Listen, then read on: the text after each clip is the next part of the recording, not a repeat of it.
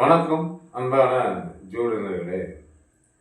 தை மாதத்தில் சூரியன் மகரத்தில் இருப்பார். அவருக்கு 4ஆம் இடத்தில் சந்திரன் இருந்தார். ஆக அது மேச ராசியாக இருக்கும்.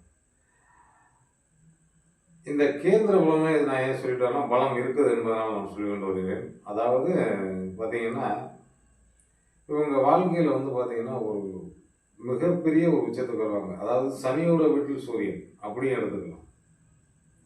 அப்போ நன்மையா தீமான அந்த திசா புத்தி காலங்களில் சனி பகவான் எங்கே இருக்கிறாரோ அவ்வாறு பலனுக்கு வரலாம். அந்த அமைப்பு பெற்ற ஜாதகங்கள் பூரா பார்த்தீங்கன்னா, உதாரணத்துக்கு சனி கடகத்தில் இருக்கிறார் என்று எடுத்துக்கொள்வோம். அவர் 7ஆம் சூரியனை பார்ப்பார், இவரும் அதை பார்ப்பார். அந்த அமைப்பு பெற்றவங்களுக்கு அந்த திசை வரையில உங்களுக்கு யோகம் இந்த மாதிரி இந்த திசை நடக்குதுங்க, அதனால தகப்பனுக்கு ஏதாவது ஒரு பாதிப்பு வருங்க, நிச்சயமான முறையில் கிடையவே கிடையாது. மருத்துவர் ஆகக்கூடிய நிலை இருக்கிறது. அவங்களுக்கு என்னன்னா அவங்க அப்பாவுக்கு அந்த பார்க்க முடியாத ஒரு நோய்களோ வியாதிகளோ இருந்தால் அதை கண்டிப்பான முறையில் நம்ம ஒரு டாக்டராக வரணும். அவர் அந்த இடத்தில் அவர் தகப்பனார் பதிவு பண்ணுகிறார்.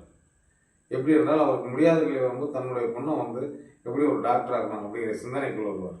நிச்சயமான முறையில் கண்டிப்பாக அது போன்ற விஷயங்கள் நடக்கும் என்பது உண்மை. நாளும் நல்ல நடக்கும் என்ற நல்ல கருத்துக்குரிய விடைவரை. நன்றி.